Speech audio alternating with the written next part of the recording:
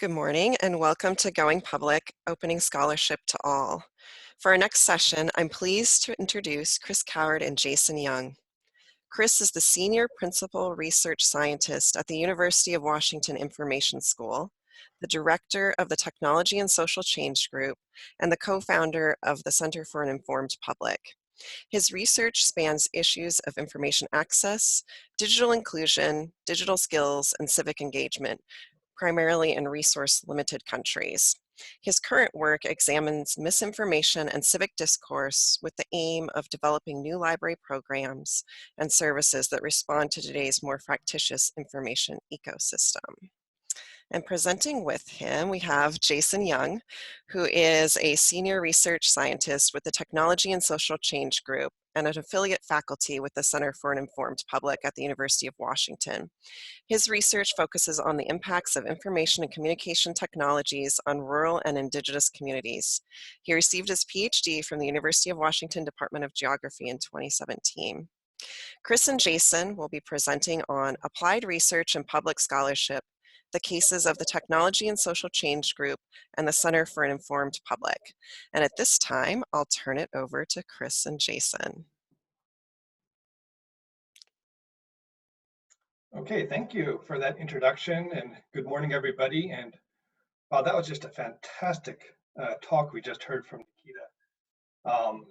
There's so much we could just continue just to talk about that one. But she really embodies, exemplifies the ethos, the principles and values that we hold dear at the Technology and Social Change Group, or what we call TASCHA for short.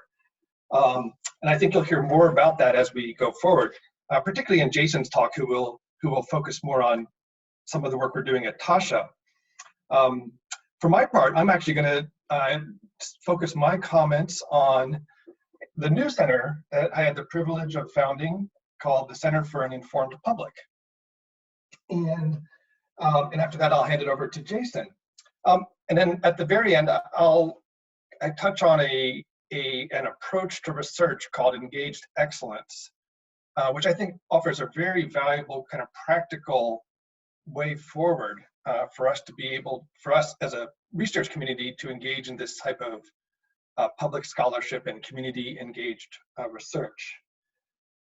One of the things that struck me when listening to Nikita was how her personal or professional identity spans so many areas. She's an attorney, an activist, an educator, an author. What we in the academy would say, wow, she's a real multidisciplinarian. And when I think about open scholarship and community engaged research, one of the things that I feel I've learned over the years is that when working with people on the outside the academy, they don't think of their problems or their needs in these kind of disciplinary silos. When they try to engage with universities, I hear lots of really frustrating stories about being bounced around from one department to the next, kind of often ending back up in the original department that they were sent to. So, one dimension I think of open scholarship, is really improving our channels for engaging with the public and outside organizations in ways that make sense to those communities. And this includes needing to break down our disciplinary or reimagining, reconfiguring our disciplinary constructs. So actually on this point, I'm really proud of the work that the University of Washington has done to really promote interdisciplinary collaboration and try to break down a lot of those barriers that have impeded that type of collaboration at many other universities.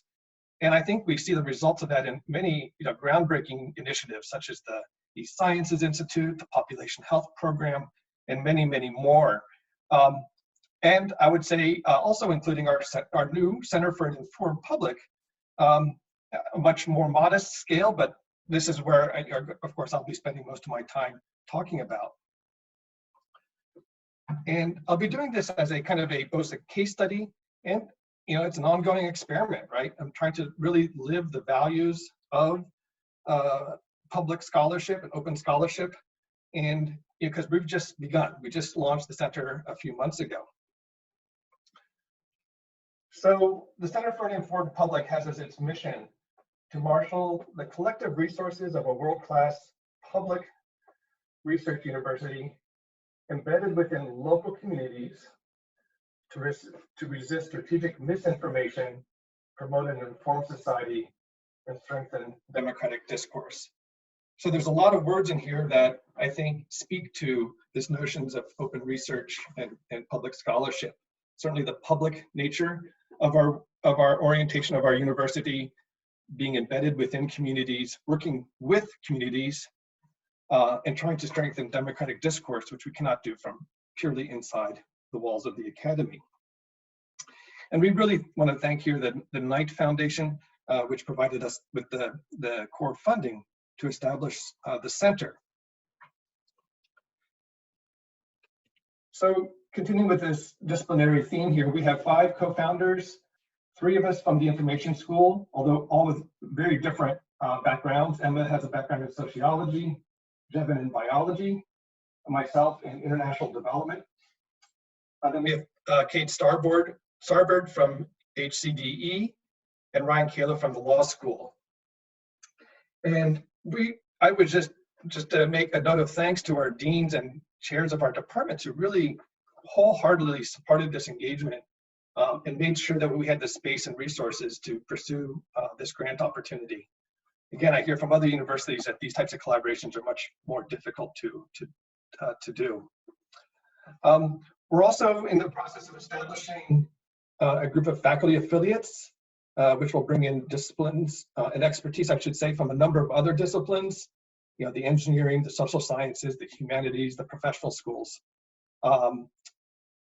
So like in any given week, we might be speaking with an epidemiologist or a philosopher. It's just a really interesting, it's really served as a magnet to attract people from so many different areas that feel that they can have something to contribute to this problem of misinformation.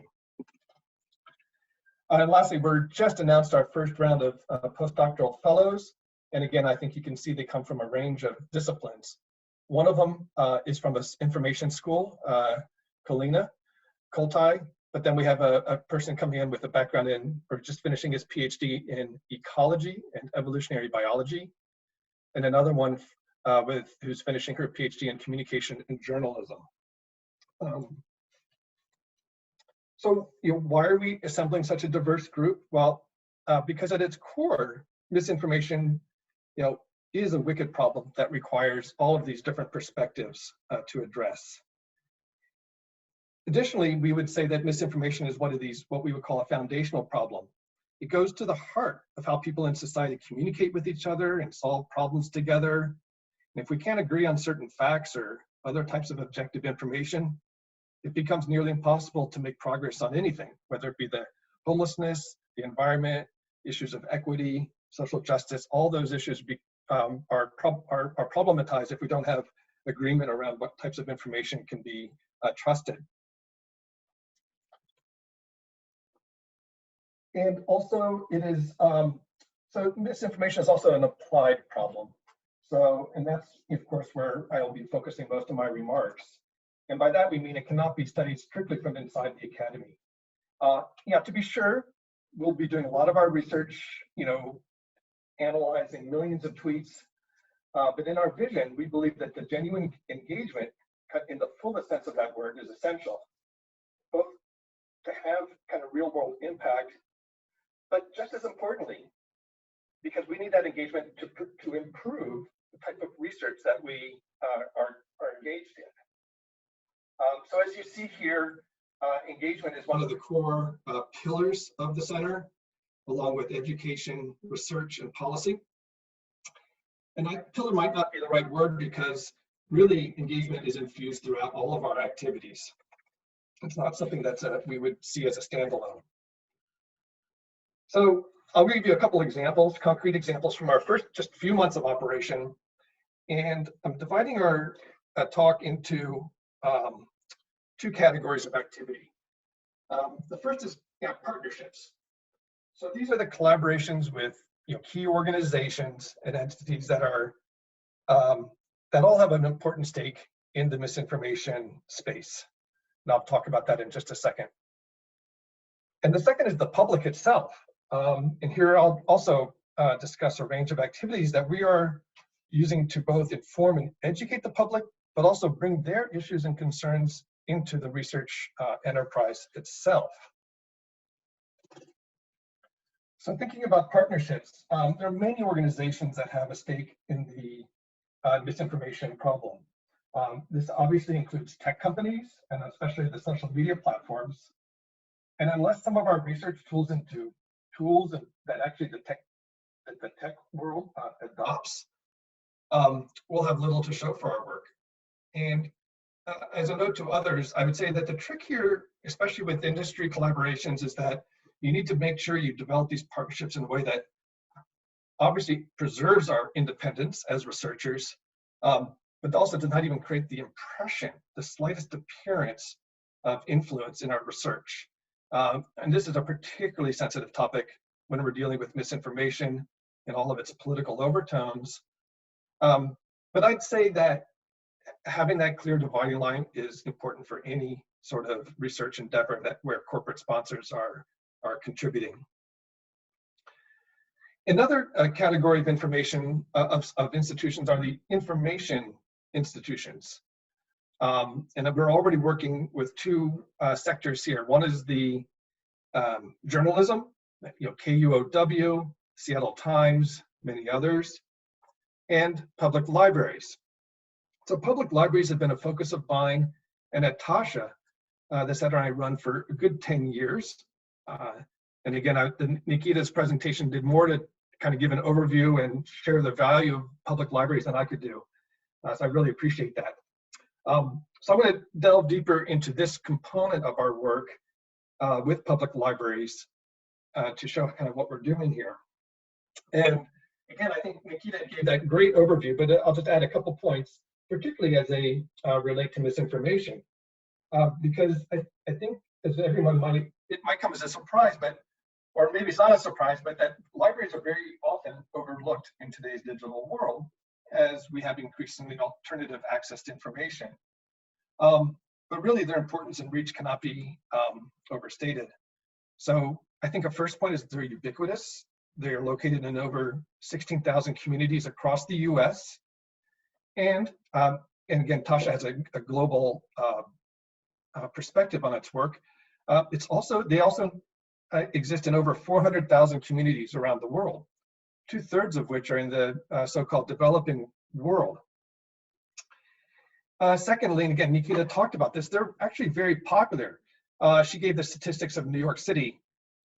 Across the country, in 2015, which is the last year we have data for, they had nearly 1.4 billion visits.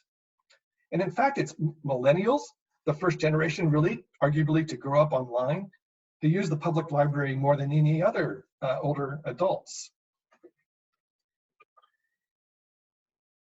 Thirdly, they enjoy high levels of trust, extremely important when we're dealing with misinformation.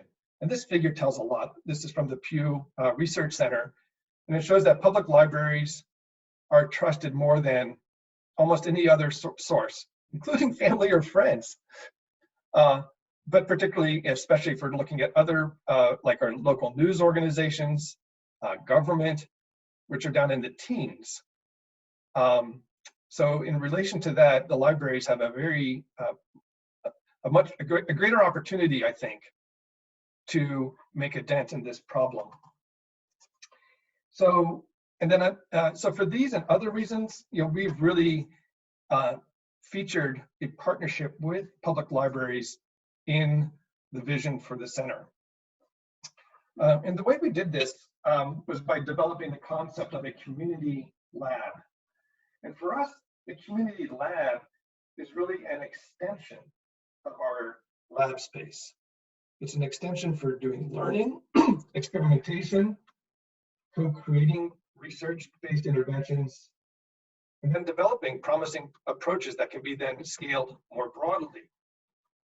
So let me share some examples of this. We've started in Washington State and with the King County Library System, KCLS.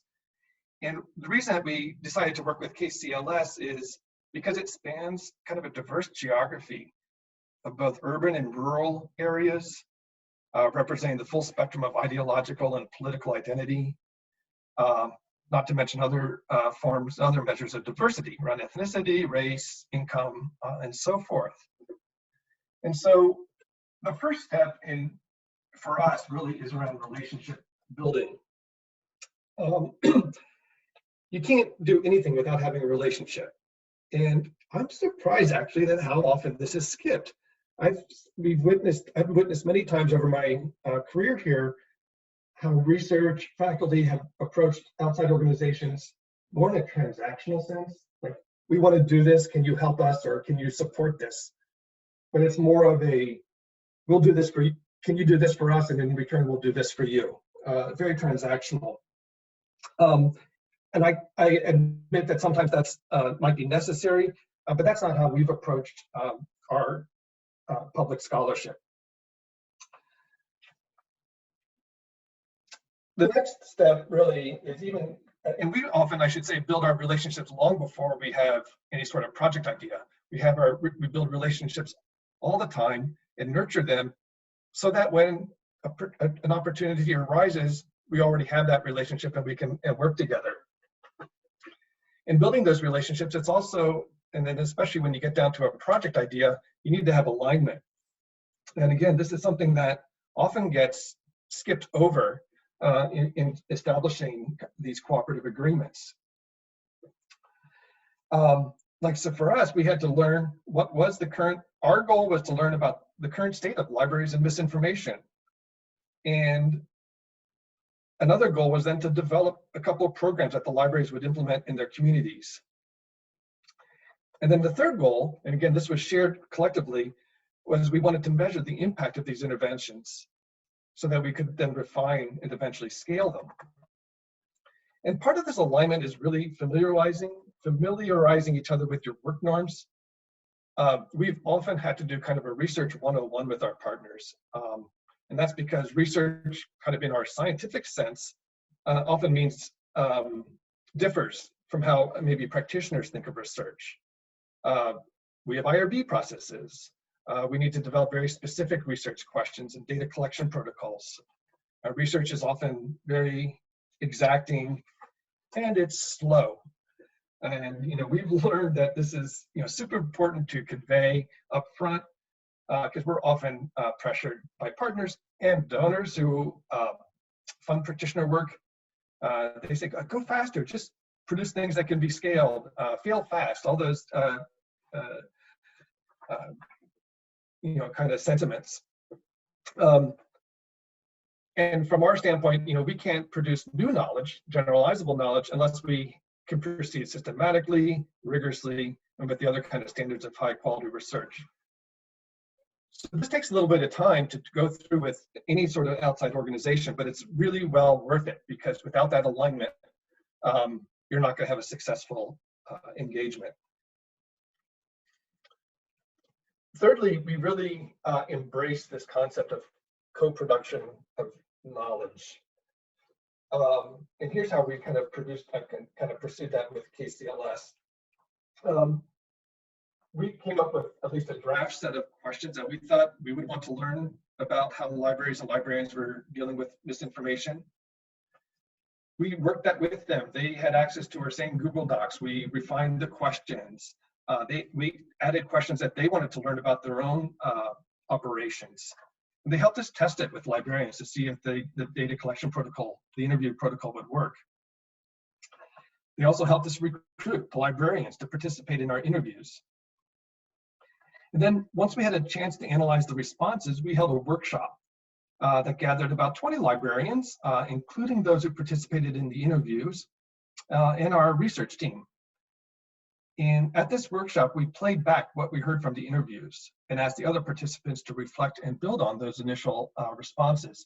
And I think this is very important, that we don't, is to show the people who are participating in the research the value that their voices bring to it. And that leads me to my next point, is that we do not ever really want to treat research as an extractive process, where we're the researchers, they're the subjects, they're giving us data, so that we can analyze and publish in our academic journals. Again, sometimes this is necessary, but if you're really practicing open in public scholarship, we need to treat our research process differently, and treat our partners as co-producers and co-participants in the research process. So some of the things we learned from our interviews was that librarians are actually quite familiar with misinformation at a high level. However, they're not really fully confident in their skills or equipped to help patrons with the types of misinformation problems that are being brought to them. In short, some of the kind of information literacy skills that they have are falling short of being able to address the sophistication of technologies and tactics that are being used to confuse people and undermine people's trust. We heard that they were yearning for more resources, both for themselves and for their patrons. They also pointed out the need for programs, and these could be events or other activities at the library that will engage a broader swath of people in their communities. Many of these libraries have actually held programs on fake news, for example, but they found that the people who come to them already kind of lean a particular way politically, and so they're not reaching the people that they really want to reach. So all of this led to a conversation with the librarians about, let's say, developing programs that are let's say, focused on a particular topic of interest, let's say coronavirus, and then embedding that misinformation in the program. So in other words, not developing a program called Learn About Fake News, but Learn About Coronavirus. And within it, we would incorporate misinformation into the program itself. So that was one kind of output of that conversation. The second one was to develop programs that are frankly fun and not always just so serious. I've already talked about the value, producing value for the partner. Oh no, I think this is, so I guess, so the next phase of the project then is to take those ideas and do a co-design workshop, which I guess will be online now, to begin prototyping some actual library misinformation programs. And on our side, to prepare for this, we are currently doing research on two of the needs that they surfaced. One is to curate and evaluate a lot of the misinformation learning resources that are being produced out there. And secondly, was to design an activity that maybe could teach about misinformation in a more fun and engaging way. So let me actually talk about the engaging, fun activity. So I suspect many of you have been to an escape room or know what one is. In short, escape rooms are kind of a cooperative game experience where groups of people enter a physical room and unlock clues and solve a series of puzzles. You typically have about an hour to escape, so to speak, and they range in themes and difficulty levels and so forth. Throughout the world, really, there are numerous commercial spaces, but they're also very popular in libraries, museums, and other places. So the design challenge I'm putting to my students is design an escape room that educates people about misinformation. Escape from misinformation, if you will. So the puzzles will expose people to different forms of misinformation, like false rumors, fake Twitter accounts, manipulated media, doctored photos, deep fake videos. And participants will have to access clues, like how to detect a fake account to solve the puzzles. So the very first step, and some students in Professor Jinha Lee's design class produced a concept piece for how this could work in practice. I'm not going to go through this chart, but this was their final project output. So let me tell you about how research comes to play into this. Well, for one, of course, all of the puzzles, et cetera, will be research-based. Taking what we know about how people are vulnerable to misinformation and turning this into a game format. But secondly, this is where it gets interesting and really exemplifies our community lab concept. We will instrument the escape room itself so that we can get data as it's being used. In other words, we'll get to learn how long does it take people to solve particular puzzles? How many errors do they make before getting a correct answer? What types of misinformation problems do people do well at or poorly at? We could even have participants input their age and other information so that we can measure these effects demographically. So in short, we can get a huge trove of data from people going through the escape room, which we can then analyze and learn about how people are engaging with misinformation, and then hopefully improve the educational experience as we go forward. So I said a long time ago that we had kind of two broad areas of engagement. One is with partners, which I've just spoken about with attention to the public libraries.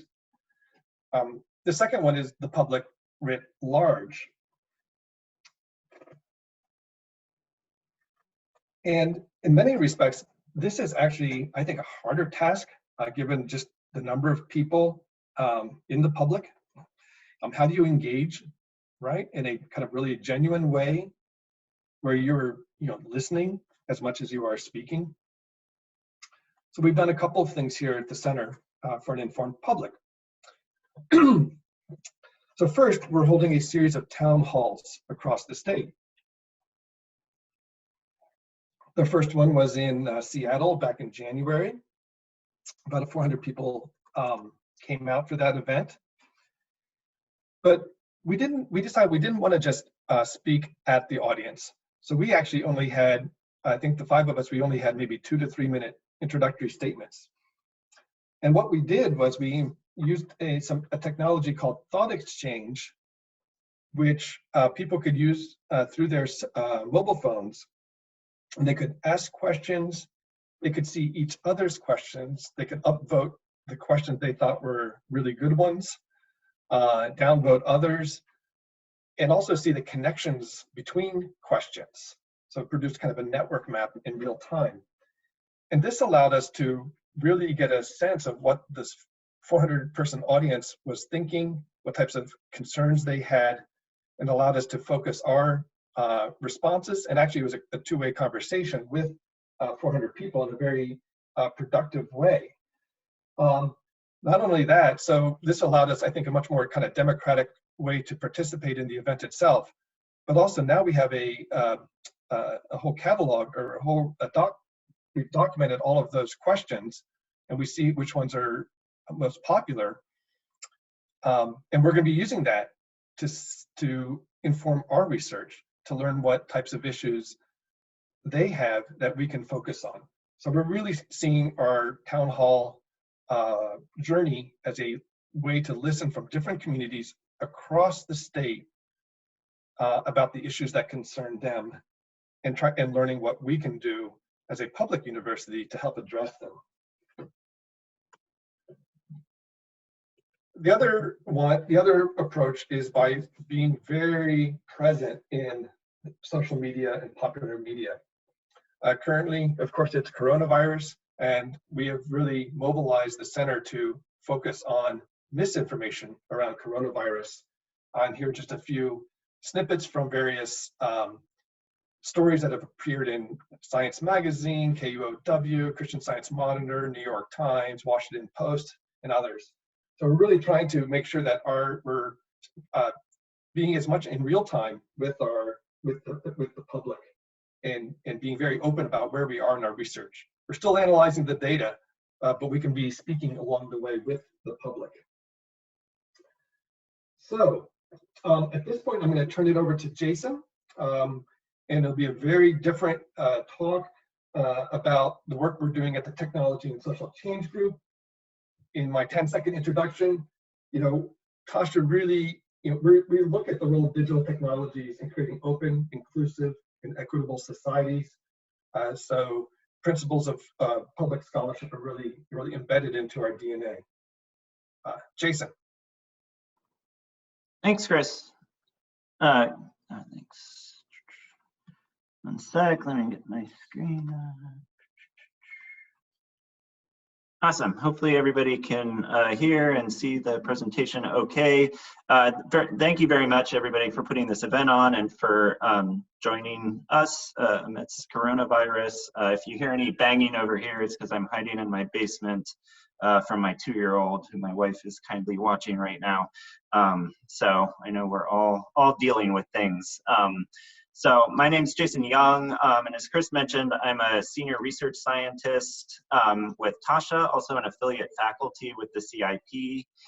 Chris asked me to present on one of the projects that I've been leading within TASCHA around a collaboration. Hold on, getting some chat. Okay, great, sorry. So a project that is with the Maihuna indigenous peoples of the Peruvian Amazon. And so at first I was a little bit skeptical about whether this project really fits within kind of a going public conference, since I've always thought of it more in terms of really community engagement or applied research. And in contrast, I've kind of thought about public scholarship more as pushing out research findings to kind of a public as a general mass, kind of that picture that Chris had in his presentation of just a bunch of people. But the more I thought about it, the more I do really think that this community engagement and applied model has a lot of lessons for engaging the public more generally. And hopefully you agree by the end of the presentation. Before getting into all those details, I do want to recognize that this isn't just my own work. It's definitely a collaboration between community members within Maihuna communities and also other faculty and students. So in particular, I just want to recognize the support of our Maihuna collaborators, as well as Mike Gilmore, Curtis Heimerl, Yvette Uribe Ramirez, and Esther Yang. I'd also like to recognize that when I'm not on Maihuna land performing this research, I am here at UW, which does reside on the homelands and waters of the Duwamish, Suquamish, Muckleshoot, Tulalip, and other Coast Salish peoples. And so these are obviously important and often unrecognized members of our public here in Seattle. So getting to the research, a little bit of background on the Maihuna. They're an indigenous people of the northeastern Peruvian Amazon, living quite remotely from the nearest city, which is Iquitos down in Peru. There's approximately 500 Maihuna living across 4 different communities, and so they're a highly engaged or highly endangered cultural and linguistic group. Only a couple few elders that still speak the Maihinki language. And then they also reside in a highly endangered ecosystem.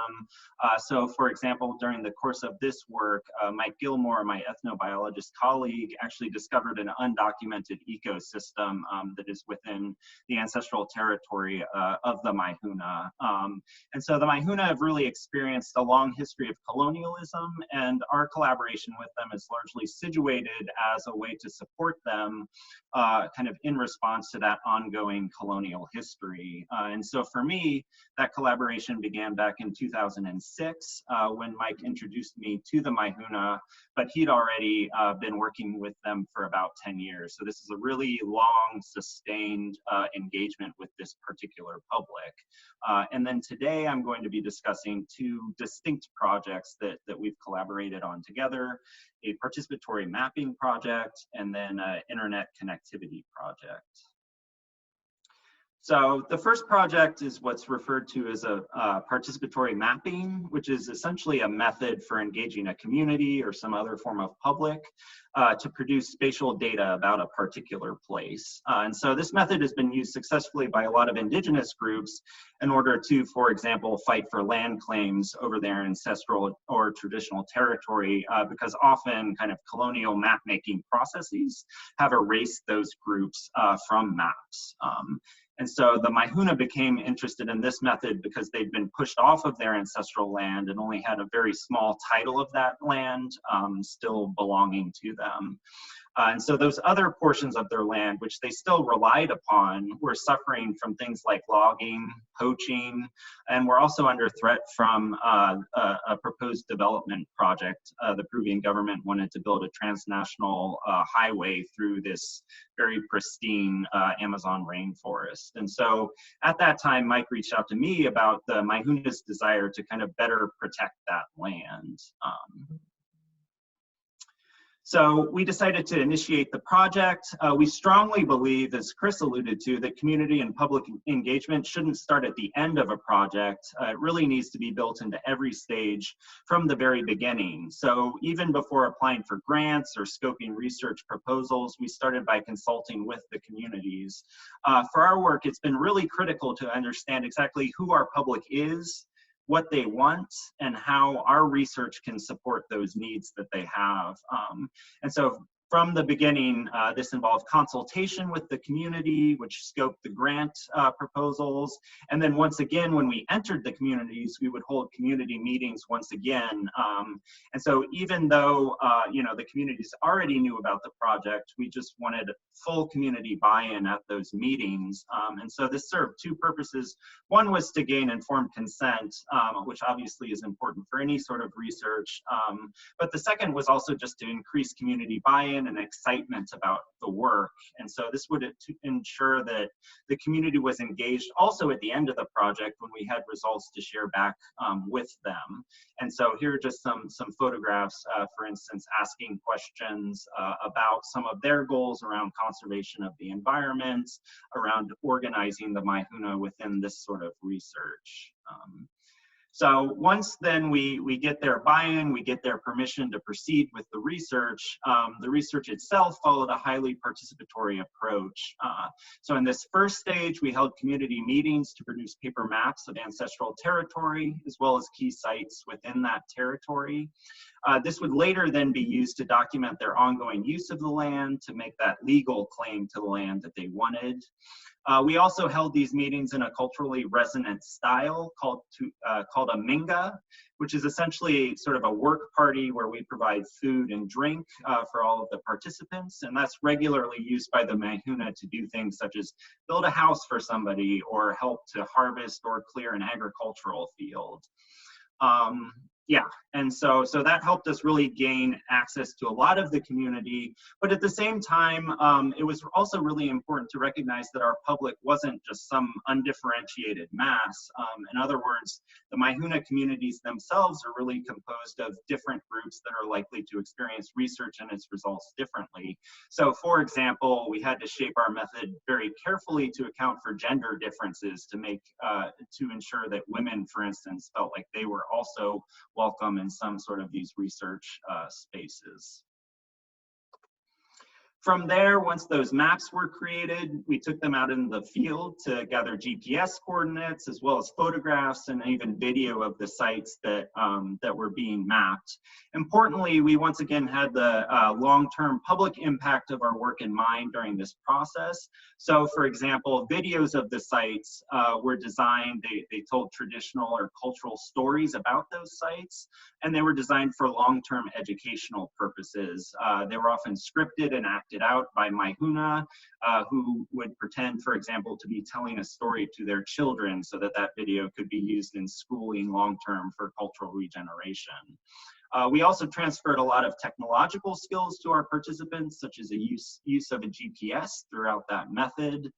And then in addition to all that, in the end, we produced a highly scientific GIS-based map of the Maihuna's ancestral lands, which was combined with biological information that my colleague collected about the ecosystem. So we used that map then to support the Maihuna to argue for the creation of, in Peru, what's called a regional conservation area. The Maihuna's political group, Economai, was eventually successful at using the map to create over a 1 million acre conservation area that the Maihuna now manage. And the project also resulted in a GIS database of Maihuna sites, and that has provided the foundation for additional environmental and cultural regeneration projects.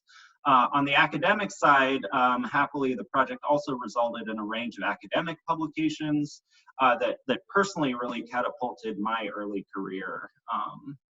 And so just some of the results then of that, or some of the lessons, I guess, around public scholarship that this work has taught me. First of all, public scholarship can begin long before the research itself starts. So that's what I'm talking about in terms of ensuring that you consult the community and make sure the research is formulated with their needs in mind. It's vital to know who your public is and how research affects different groups within that public. So I spoke to gender differences, for example, but it's also really important to note that the Maihuna were our public, and it could be quite dangerous if we were engaged in a more extractive form of research where we opened up some of this very sensitive cultural or biological knowledge that they had. So for instance, loggers or biopharmaceutical companies would be interested in knowing the sites of some of the natural resources that the Maihuna mapped, and we have to be careful to protect that information. All steps of research can include aspects of public scholarship. Public scholarship does not necessarily need to trade off with academic outputs, so long as, for instance, the Maihuna were very supportive of us recognizing that we also need those academic publications. But also recognizing this work taught me that public scholarship can be very difficult, and you may not achieve all of your goals. So in other words, public scholarship is like any relationship. It's not always perfect, but if you build it correctly, then you'll have additional opportunities to make the relationship even better. So in our case, an original goal was to give the Maihuna this digital database of sites and video along with supporting material for use within the communities for educational purposes. And at the time, this was back in 2009, we just weren't able to do that. There was no technological infrastructure, and the Maihuna just weren't in a place to make decisions around kind of how to build a data platform, taking into account things like privacy, data security. But at the same time, we felt, I felt, and Mike certainly felt a very long-term ethical commitment to follow through with that. So fast forward a few years, within the past year, a recent Congress meeting of Whakaunamai resulted in the prioritization of getting mobile and internet connectivity to the Maihuna communities. And as a result of that, Mike and I began a collaboration with Curtis Heimerl, who's a faculty in computer science that works on rural connectivity here at UW. And we were funded by the UW Information School to do a feasibility study looking at installing connectivity infrastructure in these communities. So I'm going to go super quick through this so that we have time for questions. So once again, this involved heavy consultation with the community. We were engaged with the Whakaunamai. We had their president traveling to all of the communities with us to do the feasibility study. We started that by performing interviews to get baseline knowledge of current technology experiences, communication and information needs, as well as general desires of community members. And we found that their experience with mobile phones and internet was extremely low across the communities, but they did have kind of a general knowledge of what benefits of phones, for example, might be within the community. On the other hand, very low knowledge of any sort of risk that might be associated with those technologies. We then once again held Minga-style community meetings where we offered the communities a lot more information about how networks function, as well as potential benefits and, very importantly, risks from our perspective. And so we found that even though the Maihuna had little understanding of risks ahead of time, that they did think that a lot of the risks were very important for them to consider. And so that information helped us to currently be making plans to build infrastructure that emphasizes the benefits that they value and guards against the risks that they find more dangerous. So once again, throughout that process, we're also considering the varying needs of our public. For instance, the different experiences that youth might have with technology versus elders, men versus women. And so incorporating all of those different perspectives.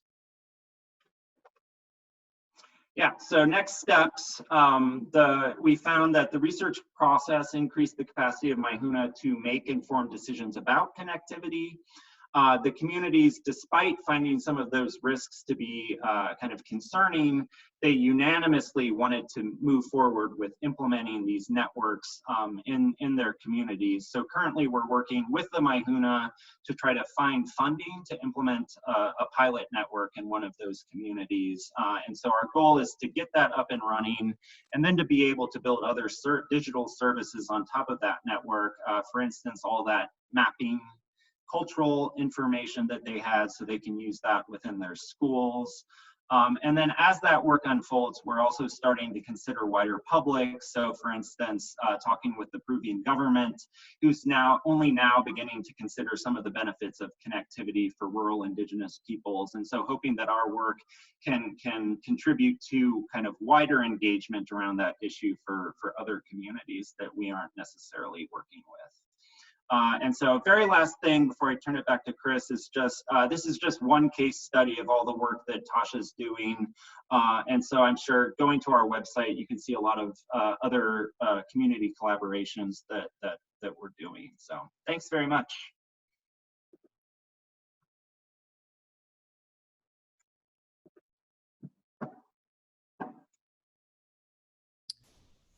Okay, great. This is Robin. I'm one of the moderators for today's panel, and I want to thank Chris and Jason for their excellent talks. It's really great information, very inspiring research and examples.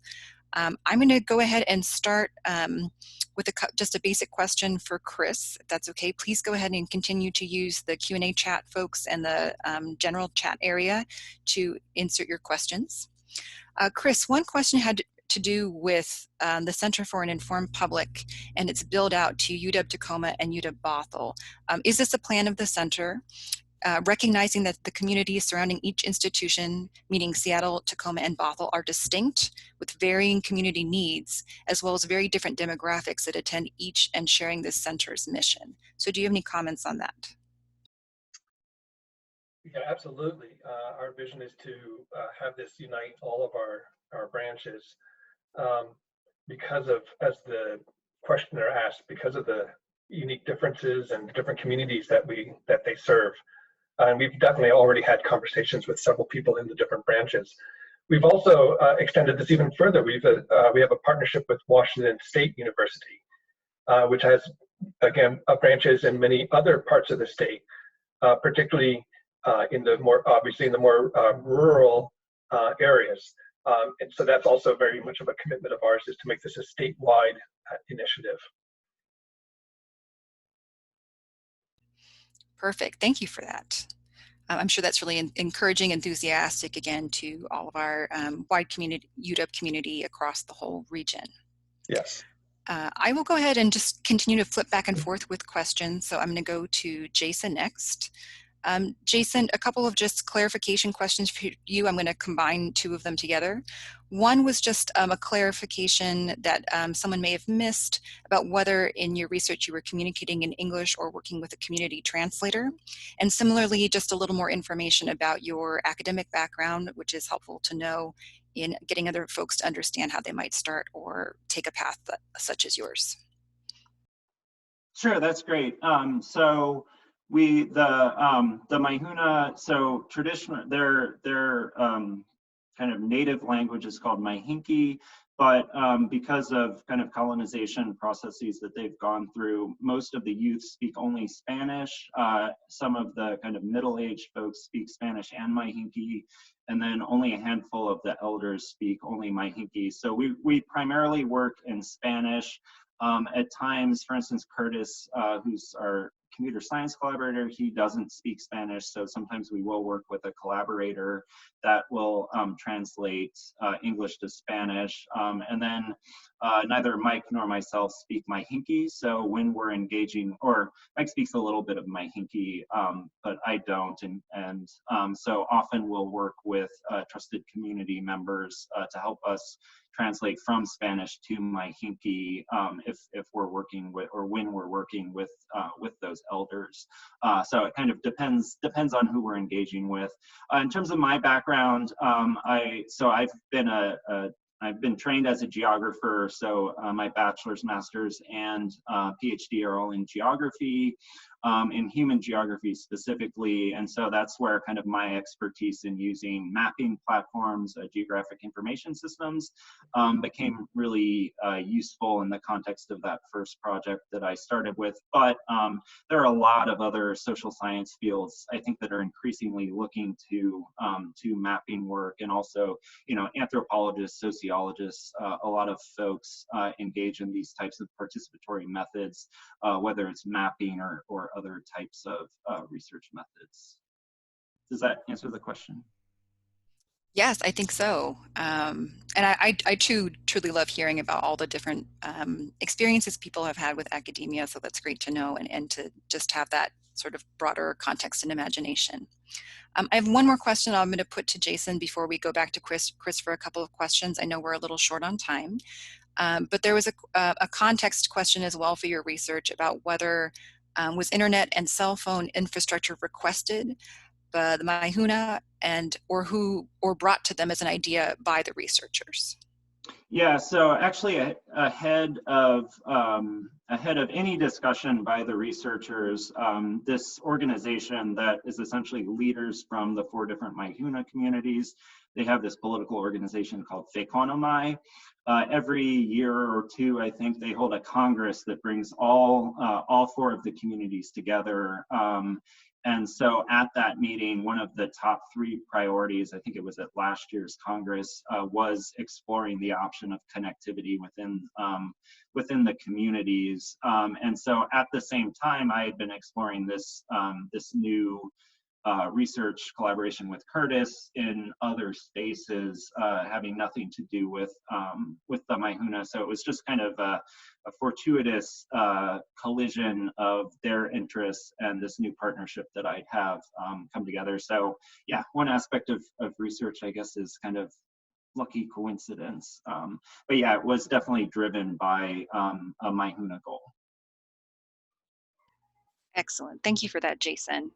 I'm going to turn back to Chris. We've had we've had 3 questions come in. I'm not sure we're going to get to all of them, but I will go with the one that has been upvoted for you, and this is from All right. Peter. Peter says, any particular work or perspectives from the Center for an Informed Public on the relationship between misinformation and perceived benefit? I was fascinated recently reading Ibram Kendi's Stamped from the Beginning. A part of his argument seemed to be that more misinformation was created and spread around race and racism because that misinformation benefited the powerful. Similarly, research from Princeton indicates that people tend to accept and justify perspectives of those they see as more socially powerful / wealthy than they are. It's a big topic for sure, but one I continue to be curious about. So if you have any perspectives or comments on that, that would be great. Okay, there's a lot in there. It's a really well thought out question. Trying to see if I can actually find that question so I can make sure I touch on it. I will send it to you right now. Okay.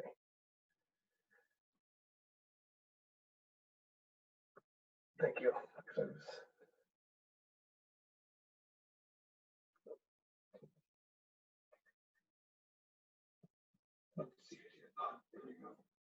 No?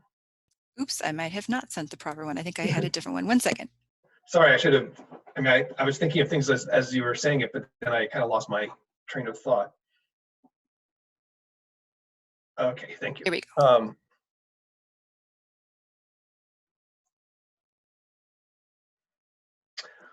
Well, I think one of the interesting things, I can touch on a couple of these things here. First of all, I'm not the expert in misinformation. That would be more Kate Starbird and Emma Spiro in particular, but I've become, over the last year, quite as familiar as I can with their work. And one of the parts that they were studying was around the Black Lives Matter movement. And what they found was that the people who were trying, this was often the Russians who were trying to sow confusion and doubt and distrust, were infiltrating both sides of that debate, both the kind of the Black Lives Matter community and the anti-Black Lives Matter set of communities. And so what they found is that when they did this, these actors would go in and plant stories that would spread through the Twitter sphere within each of those communities with kind of contradictory messages, trying to create more divisions. And so in that sense, and to create more anger between the 2 communities. That was the goal of the powerful. In this case, the powerful were the Russians. And that's been I think that's what I think is important to know about misinformation, or what we would say disinformation, which is the intentional spreading of misinformation, is that the goal is not to convince you of another way of thinking. The goal is to create confusion, to create doubt, and to create division. And those are to, in often cases, are to promote particular political or social agendas that can be very powerful. So that's I think hopefully answers that first question. Yes, and also just in terms of, as the technologies and tactics become more sophisticated, like deep fake videos, etc., one of the things I think is quite fascinating is and this is why we have like people from the psychology and sociology fields in this, is how it affects the brain, because people do have confirmation bias and other sorts of ways that we process information that make them particularly vulnerable to different types of misinformation. And that's one of the things that's so nefarious about this, is that it goes to how our primitive brain functions, and the tactics are becoming all the more sophisticated in being able to tap into and manipulate our thoughts in ways that are very scary from our perspective. So I don't know if that answers it fully, and I'd be happy to kind of take some of this offline, but I really appreciate the question. Great. Thank you so much, Chris. And we are now unfortunately out of time, so I apologize to those who couldn't get their questions answered or in. But we, again, you have the information for the Center for an Informed Public, as well as for Jason and for TASCHA. And just, I hope you'll follow up. But thank you so much for a really great panel. And thank you to Jason and Chris for really great presentations. This is so inspiring. Thank you. Yes. Thank you. Thanks so much, Jason and Chris. And let's pause for a moment of virtual applause for Jason and Chris here. And at this time, we're going to stop recording, and we'll take a few minutes to stretch and reset for our next presenter. So I'm going to stop recording now.